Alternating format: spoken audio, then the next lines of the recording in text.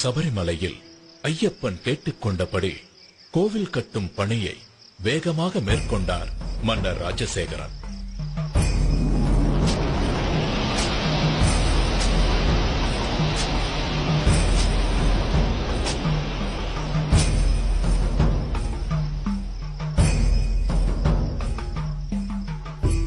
அந்த கோவிலில் வாழ்க்கையின் தத்துவங்களை விளக்கும் விதமாக 18 படிகளையும் அமைத்தார்.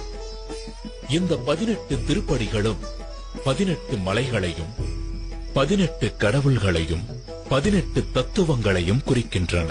18 மலைகளாகிய இஞ்சிப்பாறை மலை, காளைக்கட்டி மலை, புதுச்சேரி மலை, கரிமலை, தலைப்பாரமலை, தேவர்மலை, ஸ்ரீபாதமலை, மயிலாடுமலை, மாதங்கமலை, கால்கிமலை, சிற்றம்பலமலை, சுந்தரமலை, நாகம்பலமலை, கவுண்டமலை, நிலக்கல் மலை, நீலிமலை, பொன்னம்பலமலை, சபரிமலை போன்ற மலைகளையும் 18 கடவுள்களாகிய விநாயகர், சிவன், பார்வதி, முருகன், பிரம்மா, விஷ்ணு, ரங்கநாதர், காளி, யமன், சூரியன், சந்திரன், செவ்வாய், குரு, புதன், சுக்கிரன், சனி, ராகு, கேது ஆகிய கடவுள்களையும் 18 தத்துவங்களாகிய காண்பது, கேட்பது, மனம், ரசனை, ஸ்பரிசம், காமம், பேராசை, குரோதம், கோபம், மோகம், மதம், மாச்சரியம், தம்பு, சாத்வீகம்,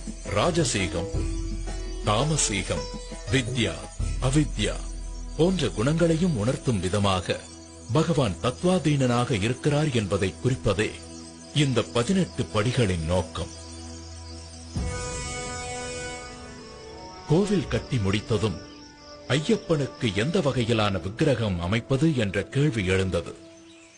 அப்போது பரசுராமரே எடுத்து வந்த சாஸ்தாவின் சிற்பமான 2 கால்களையும் புத்திட்டு இணைத்து யோக பட்டத்துடன் பந்தனம் செய்த வண்ணம் தத்துவமசி எனும் சின்முத்திரையுடன் கூடிய பகவானின் திருவுருவமே ஏற்றது என்பதை ஆண்டவன் கட்டளைப்படி மகர சங்கராந்தி தினமான தை மாத பிறப்பு நன்னாளில் கிருஷ்ணபட்சம் பஞ்சமி திதி உத்திர நட்சத்திரத்துடன் கூடிய சுபதினத்தில் பரசுராமர் தர்மசாஸ்தாவை பிரதிஷ்டை செய்தார்.